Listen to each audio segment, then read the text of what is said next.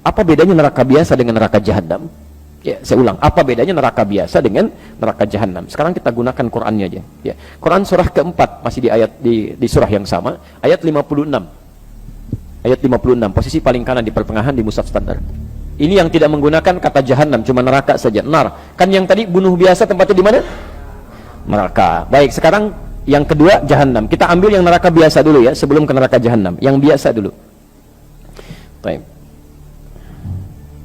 Ada ayatnya? Innal ladzina kafaru biayatina sawfa nuslihim nara. Orang-orang yang selalu ingkar dengan petunjuk-petunjuk kami, kalau ada kata kafar, ini bukan menunjukkan orangnya. Awas, hati-hati. Bukan menunjuk orangnya, tapi pada perilakunya. Baik, tapi pada perilakunya. Jadi ada orang-orang yang perilakunya menyimpang dari aturan Allah. Maaf, kalau yang tidak beriman menyimpang, wajar karena nggak ada imannya. Saya mau tanya, ada nggak orang Islam yang menyimpang dari aturan Allah?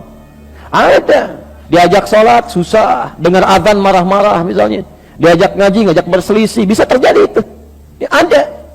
Nah, kalau ada orang-orang seperti ini, tiba-tiba banyak amal salahnya, sedikit amal solehnya, di akhirat nanti timbangan amal salahnya lebih banyak, amal solehnya sedikit, dimasukkan ke dalam neraka. Perhatikan, neraka tingkat paling ringan, di situ ada jahanamnya enggak?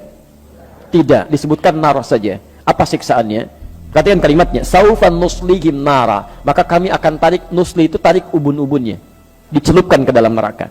Disiksa paling ringan di neraka itu adalah saat seseorang sudah dihisab tempatnya neraka, itu ubun-ubunnya ditarik tuh, yang paling ringan.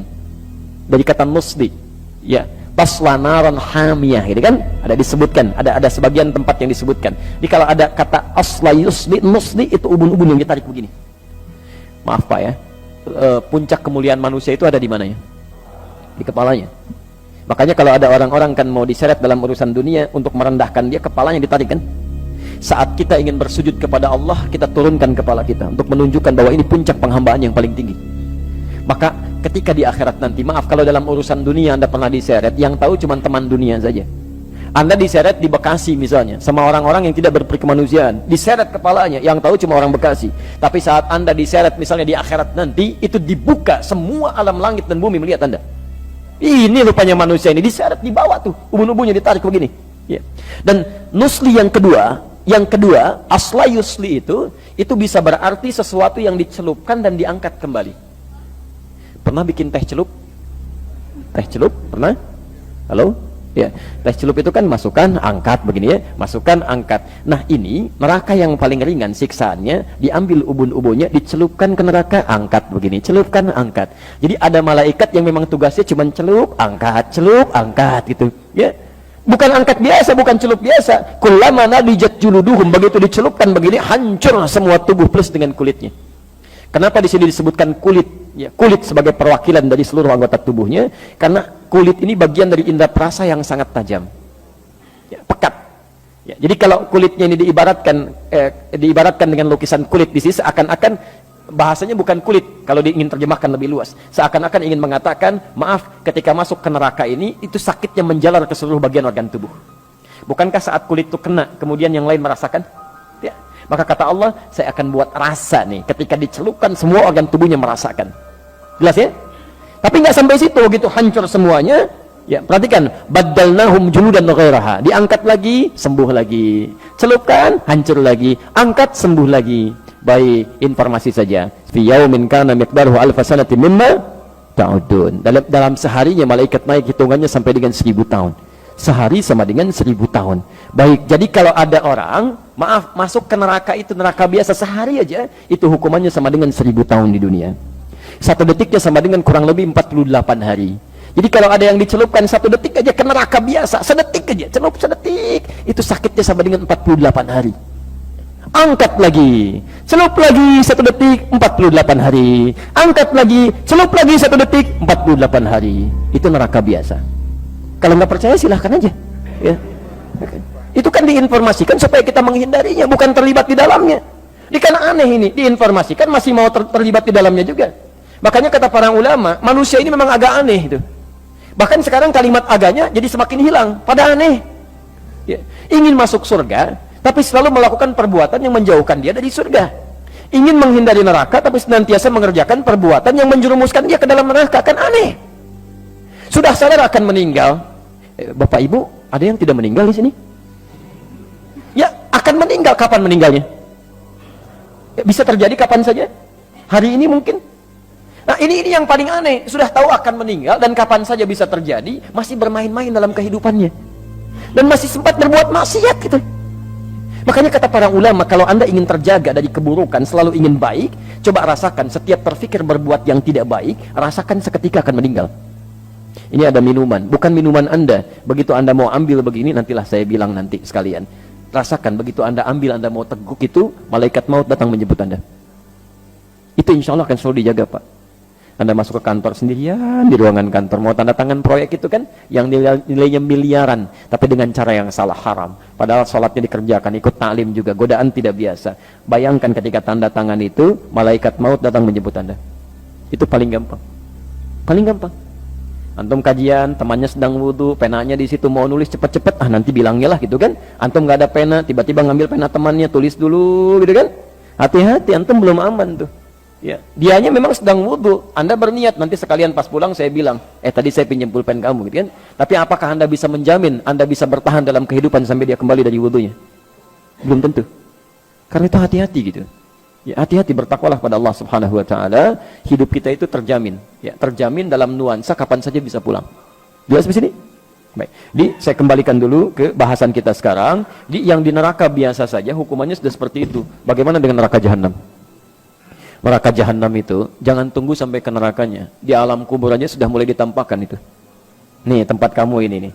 Ya, Quran surah ke 40. Ya. Ghafir atau Al-Mu'min nanti dibaca kemudian saja, dibuka nanti dari ayat ke-45 sampai ayat 47-nya. An-naru yu'radu 'alaiha ya ghuduwwan wa 'ashiyya. Di neraka ditampilkan kepada orang-orang ini di setiap pagi dan petang. Setiap waktu neraka aja dikasihkan pada dia tuh. Tampilkan. Dan mohon maaf ya, orang-orang yang masuk neraka jahanam, pernah dengar istilah ini? Masuk surga tanpa hisab, pernah dengar? Baik, itu sering kita dengar. Tapi Anda juga mesti dengar. Ada orang masuk neraka tanpa hisab. Masuk neraka tanpa hisab, saking cepatnya masuknya itu. Dalam tanda petik ya, saking cepatnya. Quran surah ke-18 Al-Kahf ayat 100 sampai 101. Posisi paling kiri sebelah atas ke pertengahan. Nah, jadi orang-orang yang masuk neraka ini yang cepat sekali, seakan-akan nyaris tanpa hisab, yang masuk itu bukan neraka biasa. Kalau neraka biasa masih ada amal, Pak. Ini amal cari-cari sampai yang sunnah-sunnahnya itu. Begitu tidak juga ketemu, banyak amal jeleknya, yang salahnya, ya sudah neraka dia. Tapi jahanam tidak. Wa aradna jahannama yawma idzil kafirina arba. Jadi saat hisab itu, proses di hari kiamat, nanti kita akan saksikan sendiri, wallahu a'lam bissawab. Saat orang mulai melihat, ya, maaf ya, ada orang yang cepat melewati syarat tuh, cepat langsung masuk ke surganya. Bahkan dari sejak nerima kitabnya, ada yang dari kanannya senang luar biasa. Ada yang mohon maaf di belakang punggungnya, ada dia merasa ketakutan luar biasa. Tiba-tiba ada orang-orang yang tegangnya luar biasa. Saya nanti di mana ya? Kitab saya di kanan atau di kiri atau di punggung di belakang saya. Tiba-tiba ayatnya turun. Udah, kamu nggak usah banyak mikir deh. Tempat kamu di sini nih neraka jahanam, nanti langsung masuk aja. Ya, capek kalau dipikirin juga. Wa aradna jahannama yauma idzil kafirina arba. Pada saat itu ketika orang sibuk memikirkan hisab, kami tampilkan pada golongan ahli neraka jahanam. Tempat kamu akan di sini. Enggak usah banyak mikir, nanti langsung ke sini aja. Dibayangkan tuh. Siapa orang-orang ini? Ayat 101-nya. Ternyata bukan cuma kafir di sini, bukan cuma orang tidak beriman saja. Ada orang-orang beriman yang sulitnya luar biasa. Alladzina kanat a'yunuhum fi ghita'in an dzikri. Yaitu orang-orang yang matanya ya, sulit sekali mendapati petunjuk saya, sulit digunakan ingat kepada saya. Kalimat zikir itu segala kegiatan yang mengingatkan kita kepada Allah. Wa kanu la yastati'una sam'a, bahkan telinganya sulit dengar itu. Ada orang sudah mengatakan Islam, dengar azan Allahu Akbar, Masya Allah. Ada orang masih telat, yang ini malah marah-marah. Kenapa azannya dekat rumah saya? Oh, Masya Allah. Yang jadi masalah kenapa rumah Anda dekat dengan suara azan? Ini kan aneh ini. Anda dengar panggilan manusia biasa aja, kenapa dengan panggilan Allah jadi marah-marah? Coba Anda, Pak Ibu sekalian, ini kan ditujukan untuk orang yang sholat, bukan untuk saya. Masya Allah, gitu kan. Anda pernah ke bandara? Halo? Di airport ya? Baik, ada panggilan di situ? Baik, panggilan siap-siap, panggilan pesawat nomor sekian. Maaf, kadang-kadang yang dipanggil Anda atau orang lain? pesawat Garuda dengan penerbangan sekian siap-siap, padahal Anda mau naik batik misalnya, yang dipanggil orang lain, tapi kan Anda nggak marah, kedengaran Anda juga, suaranya kencang juga gitu kan. Maaf teman-teman sekalian, kenapa panggilan dunia orang biasa-biasa saja, panggilan Allah bisa pada sewot tuh ya? Kan pada aneh orang-orang ini ya. Nah tapi yang paling indah adalah dipanggil lewat panggilan, belum mau datang juga, saking sayangnya Allah. Ini yang paling indah, Allah itu tidak akan membiarkan seorang hamba kembali ke akhirat kecuali dia telah mendapatkan petunjuk sampai ke puncaknya. Kalau telinganya nggak bisa dengar, barangkali matanya masih mau lihat. Dia nggak mau ke masjid, belum ke masjid, tiba-tiba diperlihatkan di depan matanya orang mulai berangkat. Dari orang dewasa, anak kecil, orang sudah mulai masuk ke masjid, dia masih betulin mobil begini gitu kan, mulai lewat, Pak, Assalamualaikum, Waalaikumsalam, nggak dilihat juga begini, lewat sampai anak kecil, Om masjid yuk, udah nanti Om nyusul, Masya Allah, ke masjidnya enggak gitu kan. Orang-orang seperti ini yang sulit diingatkan saat di dunia, itu akan langsung disebutkan, udah neraka jahanam, kalau dia tidak bertobat selama hidupnya. Nah sekarang perhatikan sini, orang yang membunuh ini, kalau ada niat pembunuhan dalam dirinya, maka tempatnya paling minimal di neraka biasa dengan siksa seperti tadi. Kalau itu direncanakan, maka tempatnya di neraka jahanam, khalidan fiha, nggak akan pernah keluar dari situ, kekal di dalamnya. Nggak akan cukup sampai situ. Kalau dia tidak bertobat, wa ghadiballahu alaihi, dan Allah akan murka kepada orang itu. Maaf ya, kalau Anda dimurkai orang Bekasi, pindah aja ke tempat lain, gampang. Tapi kalau Allah murka dengan Anda mau lari kemana? Nggak mudah gitu. Wala'anahu, nggak cukup dilaknat oleh Allah, dilaknat gitu. Hati-hati. Kalau sudah dilaknat oleh Allah, wa'adda lahu azaban, bukan azab biasa, tapi azab yang berlipat.